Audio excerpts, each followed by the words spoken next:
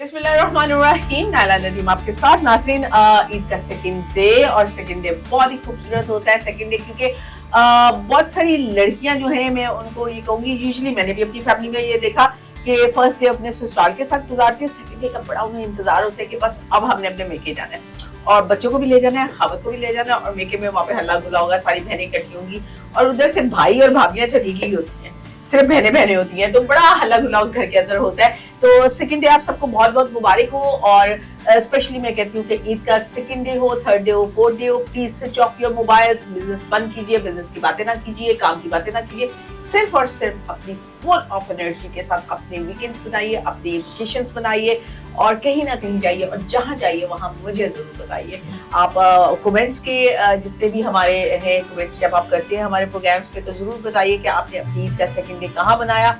ईद के first day के comments में आप हमें बताइएगा कि ईद का फर्स्ट डे कहाँ बनाया, ईद के सेकंड डे में बताइएगा कि ईद का सेकंड डे कहाँ बनाया और सजेस्ट कीजिएगा आज के प्रोग्राम के बाद मुझे कि कल का दिन मैं कहाँ बनाऊं। अच्छी और खूबसूरत बातों के साथ एक और पर्सनालिटी मेरे साथ मौजूद है जिनसे मैं मिलना चाहती थी, जिनसे मैं बातें करना चाहती थी और जिनसे बड़े अरसे बाद मुलाकात हुई, बट जब भी वो मिलते हैं ऐसे लगता है कि हम हर वक्त साथ थे। हमारे वो तमाम चीजें, वो रिश्ते, वो कहते हैं ना, वो दिल के तार होते हैं जो आपस में मिले होते हैं, तो वो दिल के तार हमारे उनके साथ मिल चुके हैं। हमारे साथ मौजूद है वन एंड ओनली पाकिस्तान की शान, जिन्होंने पाकिस्तान का नाम पूरी दुनिया में पॉपुलर किया, खूबसूरत गजल गाते हैं और सबसे अच्छी बात उनकी स्टेज परफॉर्मेंस बहुत खूबसूरत है। उनका अंदाज इतना खूबसूरत है कि कभी तो वो मुझे मुफक्किर लगते हैं, कभी वो मुझे शायर लगते हैं और कभी वो मुझे सिंगर लगते हैं और दरहकीकत वो बहुत ही खूबसूरत इंसान मुराद है अदील भाई हमारे साथ। अस्सलाम वालेकुम, ईद मुबारक नाइला जी और आपके तमाम देखने वाले आपके फैंस को, फैमिली मेंबर्स को दिल की अथाह गहराइयों से मीठी मुबारकबादें। ऑलवेज आपसे मिलना एक ट्रीट होता है और इतने पुराने आपके हमारे फैमिली रिलेशन हैं, दोस्ती के रिस्पेक्टेबल, के उनकी खूबसूरत यादें भी अपनी जगह ख़त्म नहीं हो पाती। बट आई थिंक ज़िंदगी आगे बढ़ने का नाम है। आपने बिल्कुल सही कहा कि ज़िंदगी को एंजॉय करना चाहिए क्योंकि हमने यहाँ सदियाँ थोड़ी जीना है। बिल्कुल एनर्जेटिक होना चाहिए, energetic, each and every moments को एंजॉय करना चाहिए। और वैसे भी रमज़ान के बाद ईद सेलिब्रेट करना तो हम पे फर्ज है। वैसे मीठी, हाँ, मीठी हम कहते हैं मीठी ईद। और जहाँ आप खाबे की बात कर रहे थे तो खाबे तो आजकल रोज ही है, कोई ईद एक ईद पे खाबे थोड़ी है। रमजान में हमने क्या कसर छोड़ रखी थी जो अब ईद के मुझे तो ऐसे लगता है कि रोजों के साथ पकौड़े भी फर्ज हुए थे, समोसे भी फर्ज हुए थे, हाँ, और लाल शरबत भी। लाल शरबत ये फर्जों में लिखा गया था कि जहाँ रोजे फर्ज हुए थे वहाँ ये। हाँ। अच्छा अदील, एक अजीब सी कफियत है कि यकम रमजान से एक दिन पहले और ईद के वेरी नेक्स्ट डे अगर मुझे कोई समोसा खाने को और पकौड़ा खाने को दे देना तो मैं कभी ना खाऊं। लेकिन 30th रमजान को या 29th रमजान को मैं वही बड़े शौक से खा रही होती। ये अंदर रमजान में कौन सा जिन जागता है हमारे पेट में जो डिमांड करता है कि समोसा और पकौड़ा। क्योंकि हमने इफ्तारी 4 चीजों का नाम रख लिया ना। हाँ, कि पहले इफ्तारी फिर खाना। तो इफ्तारी में तो लाल शरबत, फ्रूट चाट, दही बड़े, समोसे, पकौड़े, ये तो फर्ज हो गए हम। अच्छा, ईद किसे सबसे ज्यादा दी आपने? ईदी सबसे ज्यादा किसे दी? मैंने ईदी, अब मुझे तो ये ख्याल आता है कि इस सेहत के बच्चे तो ईदियाँ मांगते भी नहीं है। हाँ, कम से कम मेरी फैमिली में मुझे तो देना पड़ता है आके, भाई ईद लो। और मैं आज ही ये सोच रहा था कि हमें बच्चों को दोबारा से ये, क्योंकि एक रिवायत है, ये सिखानी पड़ेगी कि भाई ईद वाले दिन हम तो ईदी लेते थे, पहले कहते थे वो सलाम करो फिर ईद मिलेगी, फिर तैयार होके पूरे प्रॉपर तैयार होके। अब तो बच्चे, मैंने ये भी देखा है कि 12-1 बजे तक तो सोए होते हैं।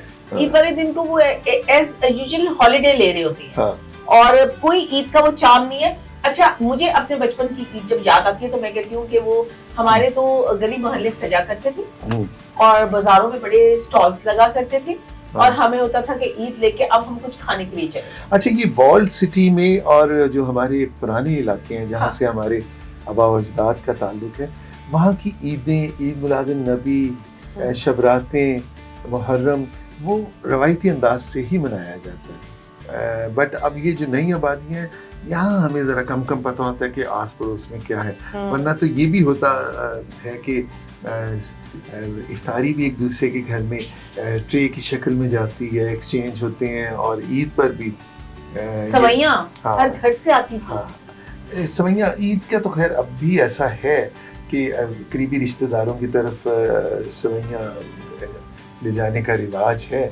और अब जैसे जैसे ये मौके मिल रहे हैं कि हम इन रिवाजों को ख़त्म भी कर सकते हैं और इन्हें आगे भी बढ़ा सकते हैं, तो दिल चाहता है कि इन्हें आगे बढ़ना चाहिए। अच्छा, वो बच्चों में थोड़ा सा जो, जैसे मैं आप के हवाले से बात करूं कि कव्वाली, गजल, ये चीज बच्चों में रिवाइव हुई है।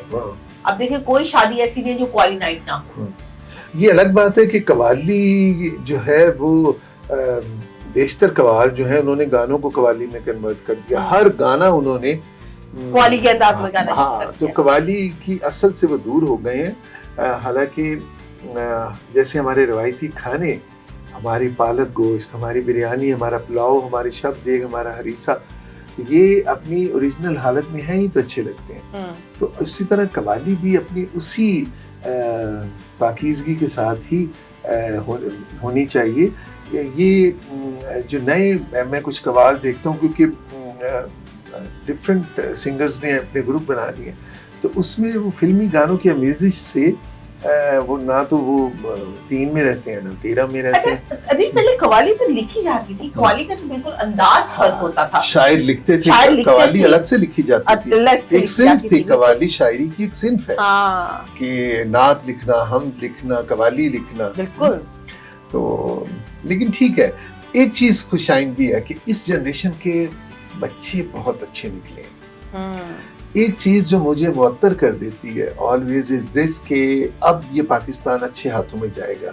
आज से पहले का तो पता नहीं, लेकिन ये सचमुच ये जो जनरेशन अब पनपी है ना, ये हमसे ज्यादा अच्छी जनरेशन है, हमसे ज्यादा सच्चे, हमसे ज्यादा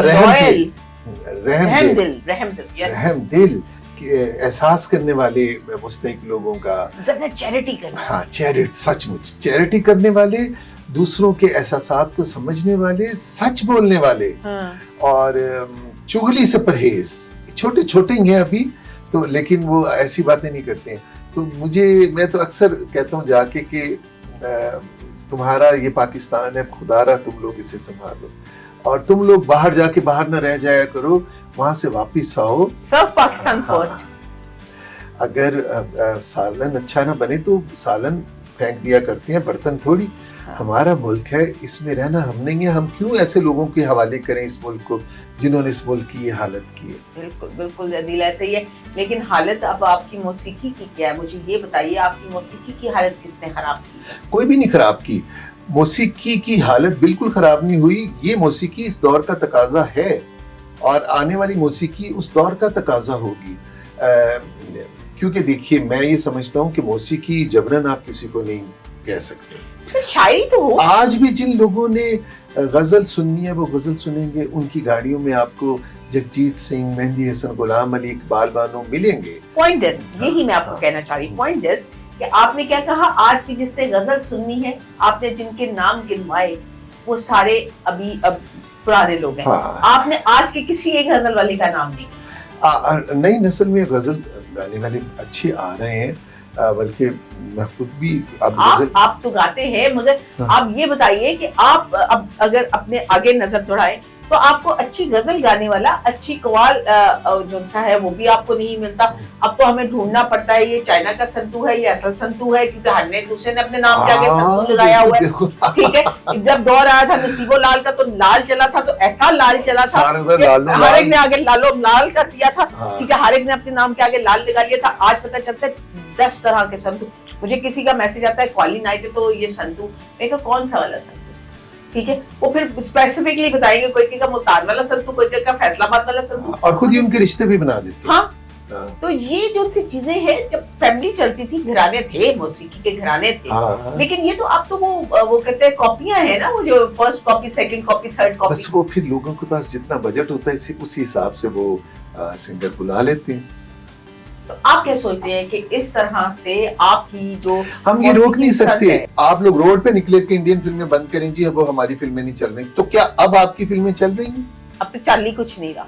जो भी फिल्में आएंगी वो क्या बिजनेस करेंगी, इस तरह आप जबरन लोगों को नहीं ले जा सकते सिनेमा तक। हाँ। आपने लोगों से खुशहालियां छीनने की कोशिश कर रहे हैं। यही वजह है कि लोग फिर मुल्क से बाहर जाते हैं और पैसा वहां स्पेंड करते हैं। अदिल, सियासत की बात करें अगर, तो आपके बहुत सारे सिंगर, आपके बहुत सारे आर्टिस्ट एफिलेट हो जाते हैं किसी ना किसी सियासी जमात के साथ। तो उनपे एक चीज आ जाती है कि फलां सियासी जमात को ये। आपने कभी कोई सियासी सॉन्ग नहीं किया, आप सियासी जलसों के स्टेज पे नहीं गए, लेकिन लोगों ने अप्रोच तो बहुत नहीं किया होगा। मेरे स्टूडियो में 80% ये सारे इनके तराने और गाने सियासत से दिलचस्पी नहीं या खौफ है कि नहीं सियासत में आके बदनामी होगी, क्योंकि आप जैसी पर्सनालिटी जो है उसे तो हर कोई एक्सपेक्ट करेगा। बदनामी होगी। सियासत में यही एक बात है कि जिल्लत के सिवा कुछ नहीं। ये जो अब तस्वीरें घर आने लगेंगी, अच्छा मैं बड़ा खुश और फिर अदिल, तस्वीरें जब आती है ना तो कई हमारे लोग जो से किसी और के साथ भी गाड़ी होते, तो जब तस्वीर आती है घर में तो बोलते हैं तेरी माँ देना। अब इतनी क्लियर तस्वीरें आती है, पिक्चर आती है। अदिल, आपकी कभी नहीं आई लगता है? नहीं आई। तो पिक्चर काफी क्लियर होती है, इसलिए उस पिक्चर से भी डरते हुए काफी ज्यादा ओबे करने लग गए हम कानून को। मौसीकी के हवाले से, सिंगिंग के हवाले से आजकल कुछ नया करें? हाँ जी, मौसीकी और उसके हवाले से तो कोई ना कोई चीज आती रहती है। एक मिर्जा गालिब के कलाम पे मबनी मेरा एक ऑलमोस्ट एल्बम कंप्लीट हो गया। उसकी एक एक दो चीजें तो हमने रिलीज पहले की थी। फिर बाबा बुल्ले शाह के हवाले से कलाम वो, और गाहे गाहे हम कुछ ना कुछ गा के अपने सीनियर्स को हम ट्रिब्यूट देते रहते हैं। आप ये कहिए कि अपने हिस्से का मैंने एक दुनिया सजाई हुई है अपने सुनने वालों की। I am very happy. इससे आगे मेरी डिजायर भी नहीं थी कभी कि मैं बहुत नामी गिरामी आतिफ असलम या राहत Fateh Ali बनूं। We take a short break here। बहुत सारी बातें, बहुत सारा प्यार अभी अदिल के साथ हमने बांटना है और बातें करनी है। आके मिलेंगे और दोबारा से उनके साथ यहीं से कंटिन्यू करेंगे। We take a short break। अगर आप ये वीडियो और इस किस्म की और वीडियोस देखना चाहते हैं तो हमारे चैनल को सब्सक्राइब करें और बेल आइकॉन के बटन को प्रेस कीजिए ताकि बर वक्त आपको वीडियोस मिल सके।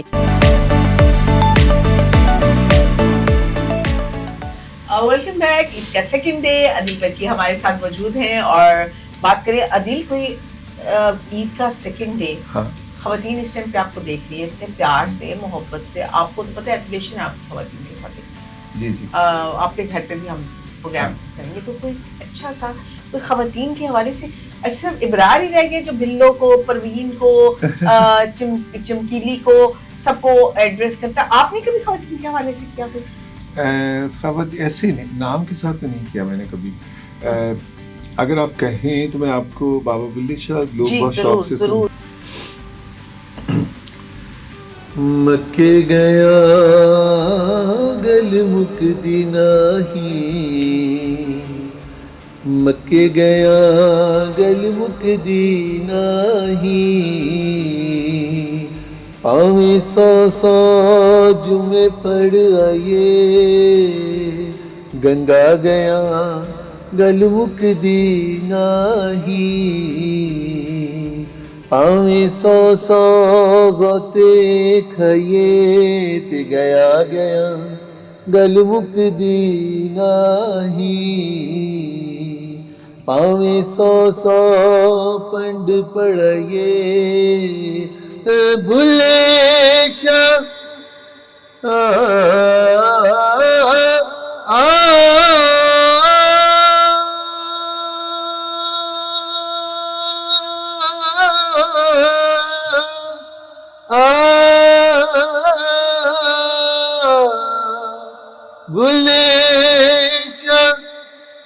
गल तायूं मुकदी जदों मैनू दिलों मुकाइए,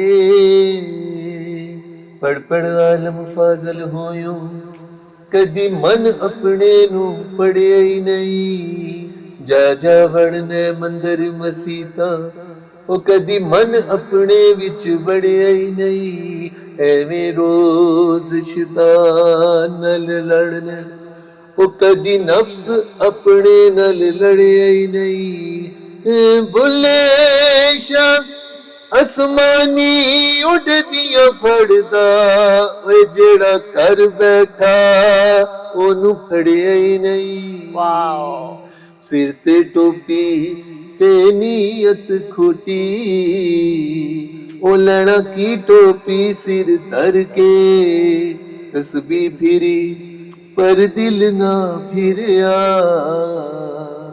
लैना की तस्बीह हथ फड़ के चिल्ले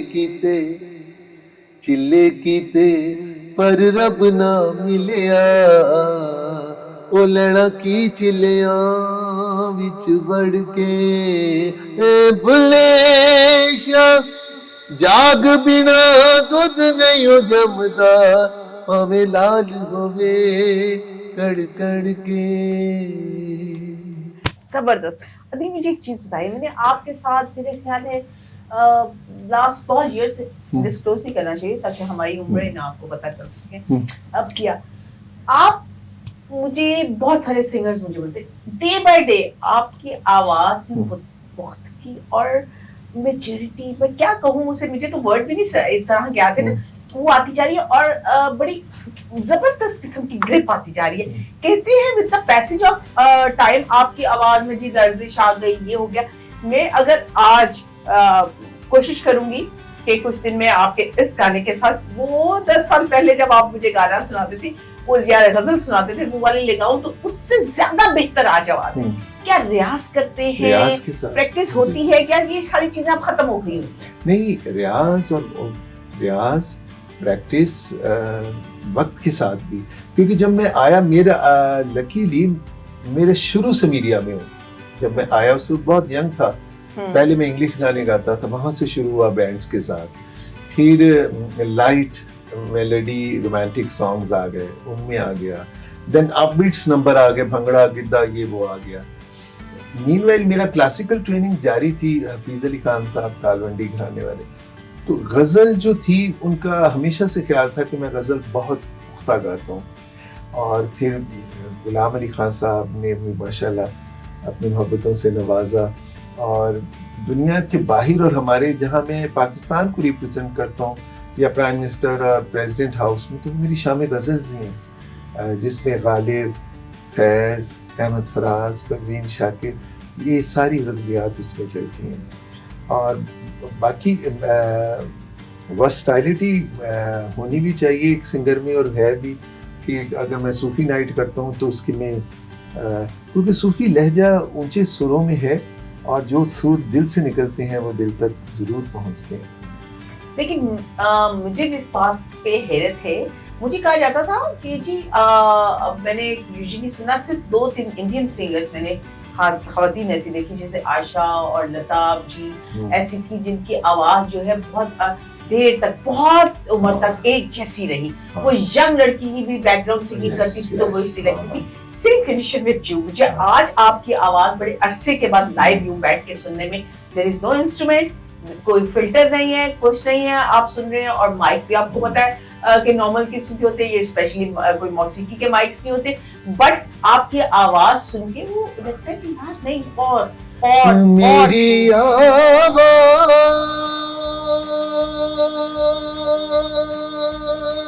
ही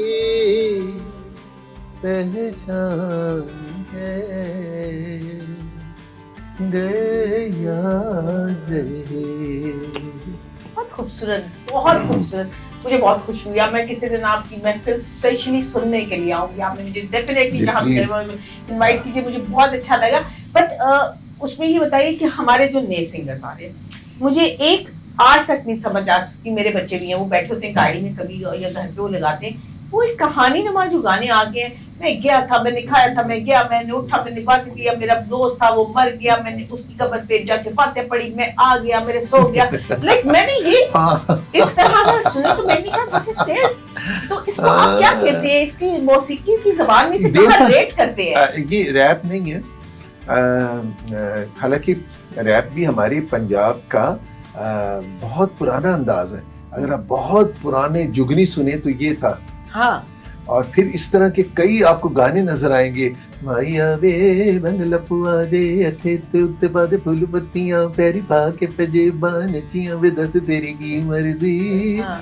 तो ये रैप जो है यंगस्टर्स का है, ये रैप भी नहीं है, ये तो स्टोरी टेलिंग है। ये स्टोरी टेलिंग जो है ओ लेवल से शुरू होके अब बस फिर ज्यादा देर नहीं चलती। यंगस्टर्स की एक चीज है, और आपको ये भी तो मैं भी कर सकती हूँ। अब आप देखें कि 1-2 साल पहले, 3 साल पहले कुछ गाने आए थे, हिट हुए, आज उनका निशान भी नहीं है। हाँ, वो जो गाने हमेशा के लिए रह जाते हैं, वो वाला कोई अब ऐसा आप गाना- बताएं कि पसूड़ी आया था सिटी का, हाँ। आज वो कहाँ है?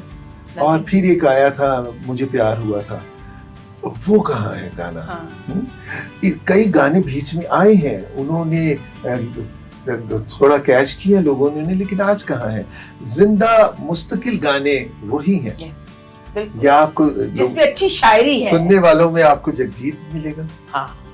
ज्यादातर जगजीत मिलेगा, फिर आपको इकबाल बानो भी मिलेंगी, गुलाम अली साहब मिलेंगे, मेहंदी हसन जो आप मेहंदी हसन को गाते हैं? गजल, वो सारी गजल के बेताज नहीं ताजवर बादशाह थे। आप मेहंदी हसन की कोई एक लाइन हमारे एक लाइन मुझे में बहुत शेयर, पसंद हाँ है। मैं शेयर कर दूंगा, लेकिन इसके साथ हारमोनियम तबला हो तो जरा मजा। नहीं, आपकी आवाज है बहुत, मुझे तो बहुत आज। एक दरबारी की गजल है मोहतरमा प्रवीण शाकिर की, जिस पर मुझे कई अवार्ड भी मिले। और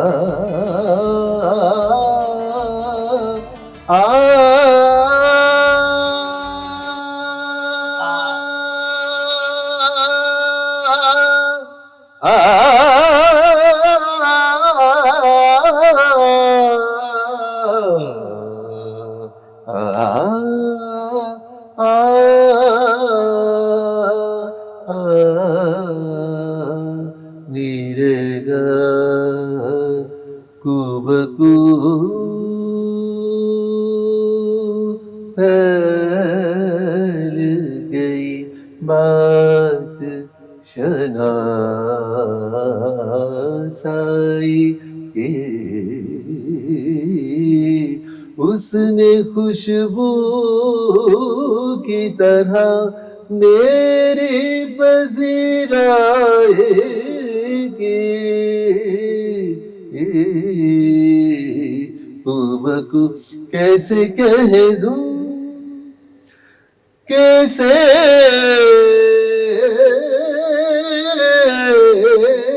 कह दूं, कैसे कह दूं, मुझे छोड़ दिया है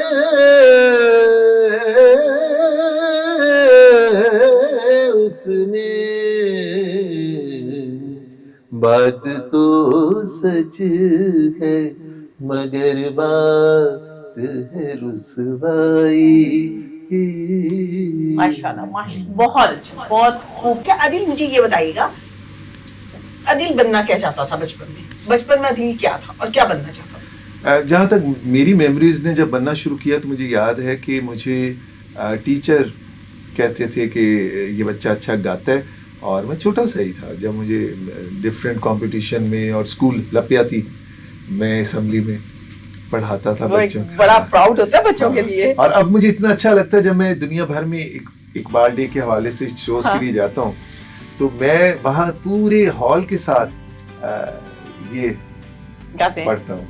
लब पे आती है दुआ बनके तमन्ना मेरी, जिंदगी शम्मा की सूरत हो गया खुदी का सिर निहाला, इलाहा इल्लल्लाह ला इलाहा मुसलमान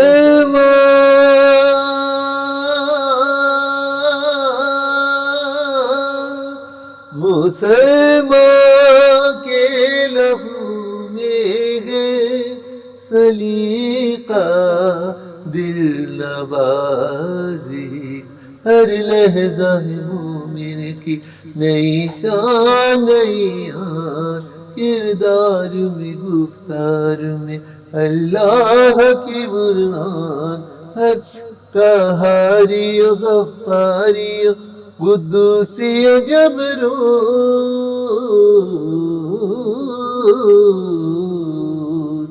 ये चार अनास, बहुत सारे बनता है मुसलमान।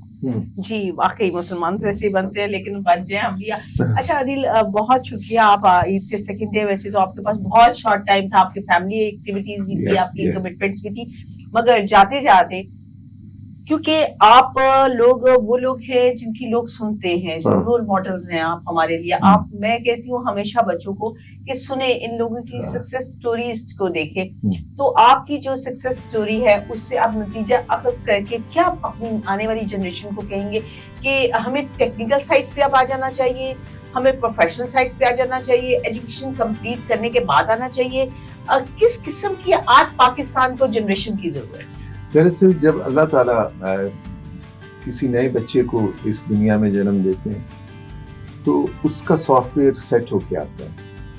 अब पेरेंट्स सबसे बड़ी गलती यहाँ पे करते हैं जब वो कंपैरिजन बच्चों का करवाते हैं कि तुम्हारा बड़ा भाई ये कर रहा है तो छोटा ये क्यों नहीं कर रहा, बड़ी बहन ये कर रही है तो छोटी क्यों नहीं। भाई गुलाब का फूल अलग है, मोतिये का फूल अलग है, हर एक की अपनी खुशबू इसी है। तरह बच्चे अपना अपना मिजाज लेकर आते हैं। आप अब होता ये है कि बाप अगर डॉक्टर नहीं बन सका तो कहेगा मैंने तो इसे डॉक्टर बनाया, बाप क्रिकेटर नहीं बन सका तो मेरा क्रिकेटर आ गया, बेटी मेरी ये डॉक्टर बनेगी। और बाबा उनका भी तो देखो होता ये है कि फिर जब आप कौवे को सफेद करते हैं तो ना वो कौवा रहता है ना वो हंस रहता है। क्या ही अच्छा है कि अगर आप बचपन से बच्चे के एप्टीट्यूड को स्टडी करें कि वो क्या जहन लेकर आया है और उसके मुताबिक उसे उस फील्ड में डालें, तब वो जाके आपका नाम रोशन करेगा। और वालिदैन को कमजोर नहीं होना चाहिए, क्योंकि गाना, हंसाना, खेलना, पढ़ना, ये सब जहानतें उन्हीं में से निकल के उनके बच्चों में गई नहीं है। तो उन्हें खुश होना चाहिए कि उनकी जात के डिफरेंट पहलू को उनके बच्चे उजागर करें, इंस्टेड ऑफ के सबके हाथ में कलम दे दी जाए कि तुमने पढ़ना ही है और तुमने बड़ी सीट पे बैठने। ऊपर से आप देखिए हमारे यहाँ वैसे जॉब्स के कितने फुकदार हैं, बिल्कुल कि लाखों करोड़ लोगों को लग जाता है बच्चों को पढ़ाने में, और फिर आप 40,000 की नौकरी के लिए भी सिफारिशें करते हैं। और आजकल ड्राइवर का क्या तनख्वाह है, 30, 35, 40 तक तो ड्राइवर पहुंच गए हैं, घरों के शेफ 60, 70, 80 हजार तक तो खनसामा लेने लग गए। तो आप इतना पैसा लगा के, इतनी मेहनत करा के बच्चे को फिर नौकरी के लिए धक्के खिलवाते हैं और उसे मिलता क्या है? कुछ भी नहीं। तो क्या ही अच्छा है कि बच्चों के शौक को वालिदैन सपोर्ट किया करें और बच्चे जो बनना चाहते हैं उन्हें बनने। Thank you very much Adil, आप हमारे साथ थे। स्पेशली हमने बातें तो इतनी हैं और बहुत सारे क्वेश्चंस मेरे जहन में आके यहाँ से यहाँ अटक रहे हैं, मगर एक पॉडकास्ट करेंगे हम अदिल के साथ और उसमें अदिल होस्ट होंगे और मैं होस्ट नहीं हूँ, अदिल होस्ट होंगे। तो आपसे बहुत जल्द एक पॉडकास्ट के साथ हम मिलेंगे। तुम यूं ही बुलाते रहना, कभी अलविदा ना। Thank you very much. अगर आपको हमारा सब कुछ इस तरह से पसंद आता है तो आप हमें जरूर लाइक कीजिए, शेयर भी कीजिए और हमें जरूर अपने कमेंट से बताइए कि आने वाले दिनों में आप कौन कौन सी पर्सनालिटी से मिलना चाहेंगे। मुझे इजाजत दीजिए, फिर मिलेंगे एक नई पर्सनालिटी के साथ। अल्लाह हाफिज।